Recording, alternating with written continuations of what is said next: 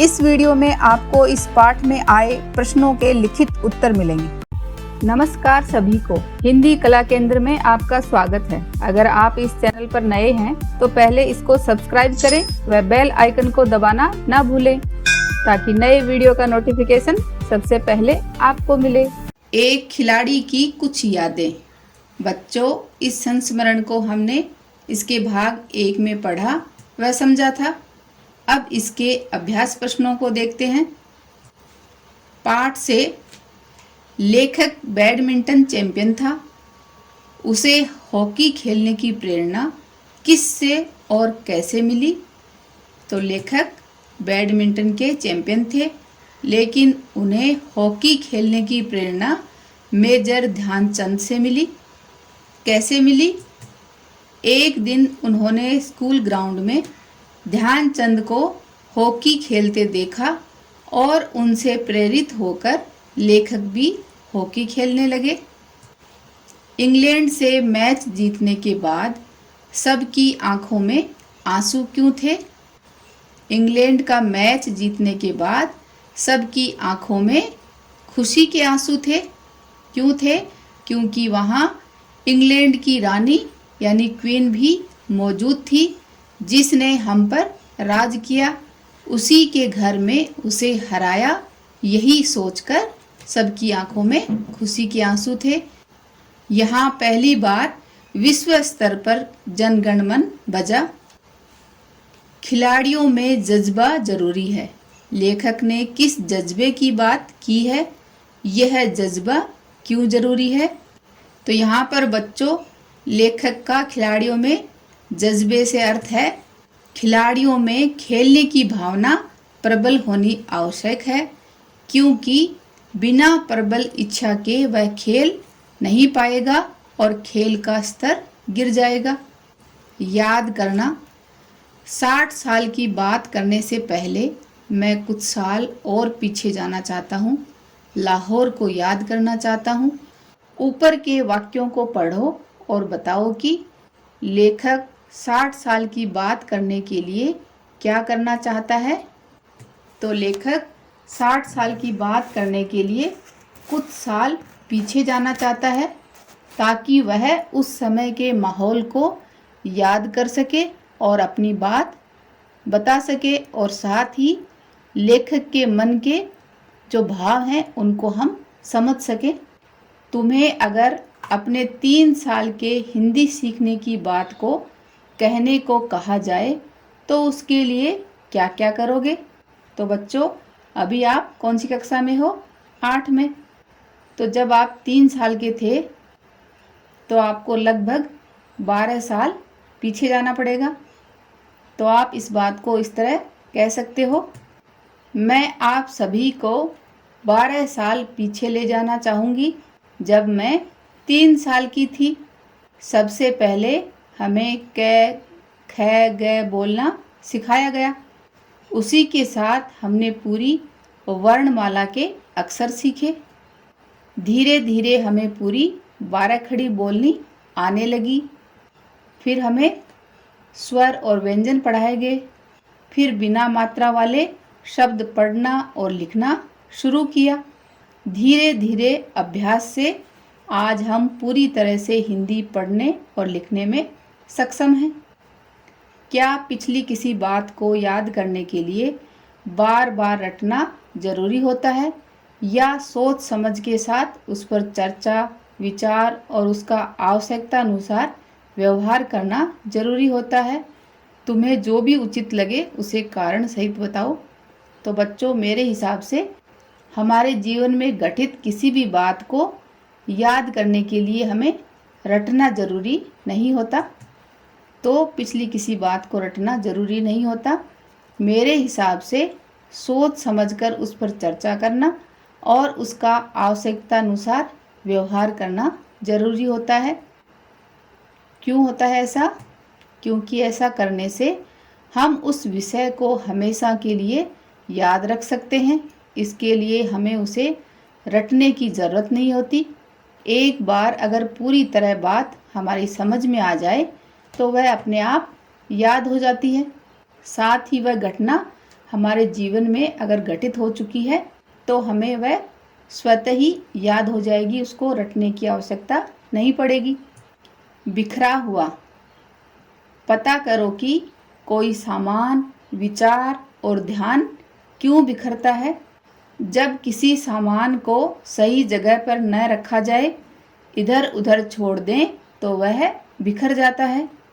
ऐसे ही विचार, तो जब हमारा मन अशांत होता है तो अजीब अजीब विचार आते हैं, यानी हमारे विचार भटक जाते हैं, बिखर जाते हैं। ध्यान, जब हम किसी कार्य को बेमन से करते हैं, यानी अपना ध्यान एक जगह केंद्रित ना करके करें तो हमारा ध्यान भटक जाता है। उनके बिखरने से क्या क्या होता है? किनके बिखरने से? सामान, विचार और ध्यान। तो इनके बिखरने से सब कुछ अव्यवस्थित लगता है। सामान बिखरने से घर या कोई भी स्थान अच्छा नहीं लगता। विचार बिखरने से मन बेचैन रहता है। ध्यान बिखरने से दिमाग खराब हो सकता है। लेखक का दिमाग खेल से ज़्यादा भारत पाकिस्तान के अलगाव और ट्रेजेडी होने के कारण कैसी मुश्किलों में उलझा होगा? तो लेखक का दिमाग खेल से ज़्यादा भारत पाकिस्तान के अलगाव और ट्रेजेडी में उलझा था, क्योंकि उन्हें लाहौर से अचानक भागना पड़ा और उनका बसा बसाया घर और उनके रिश्तेदार पीछे छूट गए। साथ ही उन्हें आगे का भी कुछ पता नहीं था कि क्या होने वाला है, इसलिए ऐसा हुआ होगा। फिल्म और गीत। फिल्मों में दृश्यों के साथ गीत गाए जाते हैं।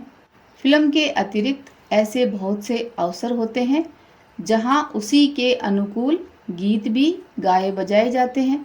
इस पाठ में भी पहली बार विश्व स्तर पर कहीं जन गण मन बज उठा का उल्लेख हुआ।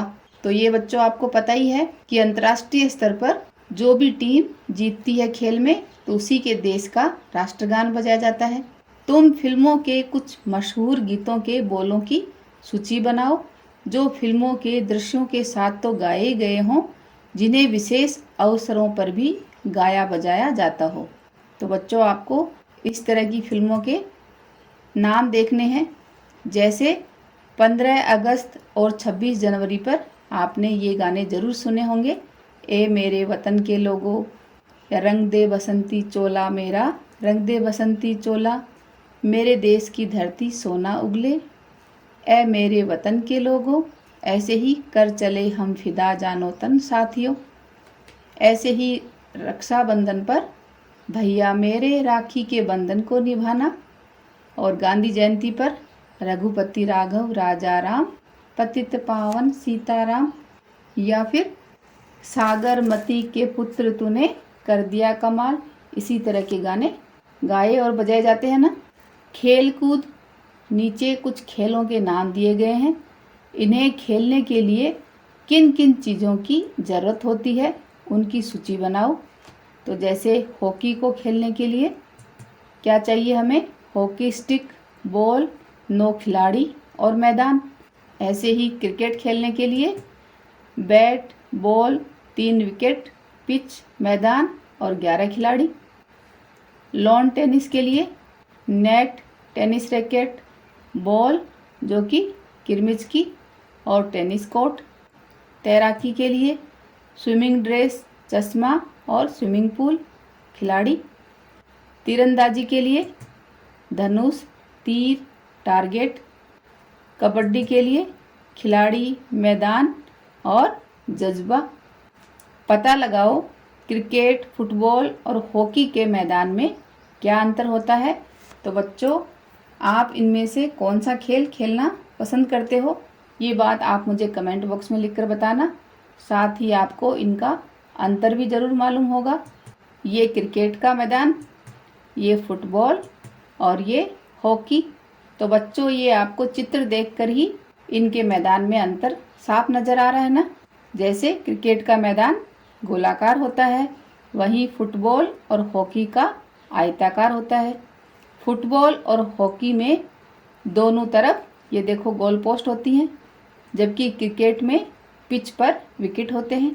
क्रिकेट, फुटबॉल और हॉकी में कितने कितने खिलाड़ी होते हैं? तो क्रिकेट में 11 खिलाड़ी, फुटबॉल में भी 11 और हॉकी में 9 खिलाड़ी। हॉकी से जुड़े शब्दों की सूची बनाओ। तो ये बच्चों, अगर आप हॉकी खेलते हो तो आपको ज़रूर पता होगा कि हॉकी से जुड़े शब्द कौन से होते हैं। Stick, D, goalkeeper, penalty corner, push, scoop आदि। तुम्हारी बात, तुम्हें कौन सा खेल पसंद है? तो ये बच्चों, आप अपनी पसंद का खेल बताओ। अपने किसी स्थानीय खेल के नियम, खिलाड़ियों की संख्या और सामान के बारे में बताओ। तो ये बच्चों, आप अपने हिसाब से करो। जैसे मुझे फुटबॉल खेलना पसंद है। हमारा एक स्थानीय खेल है पकड़म पकड़ाई। इसमें कितने भी बच्चे एक साथ खेल सकते हैं और बस एक खुली जगह या मैदान चाहिए इसे खेलने के लिए। इसके नियम बहुत ही सरल हैं। एक बच्चा सबको भाग भाग कर पकड़ेगा और जिसे उसने छू दिया वह खेल से बाहर हो जाएगा। जिसे सबसे पहले छुआ जाएगा अगली बार वही सभी को पकड़ेगा। इसी तरह ये खेल चलता रहेगा। अपने जीवन की किसी ऐसी घटना के बारे में बताओ जब तुम्हारी आंखों में आंसू आए हों। जब मैं स्कूल की कविता सुनाओ प्रतियोगिता में प्रथम स्थान पर आई तो खुशी के मारे मेरी आंखों से आंसू निकल आए। जब तुम अपना दुख दर्द भूल गए हो। अपने हाउस की फुटबॉल टीम में होने के लिए मैंने कड़ी मेहनत की थी। उसी दौरान मुझे कई बार चोट भी आई और काफ़ी तकलीफ भी हुई, पर जब मेरा नाम टीम में आ गया तो मैं अपने सारे दुख दर्द भूल गई। खेल और सिनेमा। खेलों पर बनी कुछ फिल्मों के बारे में पता लगाओ। उनमें से कुछ फिल्मों के नामों और उनमें दर्शाए गए खेलों के नामों को साथ मिलाकर एक सूची बनाओ। कक्षा में उन फिल्मों के बारे में बातचीत भी करो। तो बच्चों, ये आपस में आप बातचीत करके उन फिल्मों के बारे में सोचो और बताओ।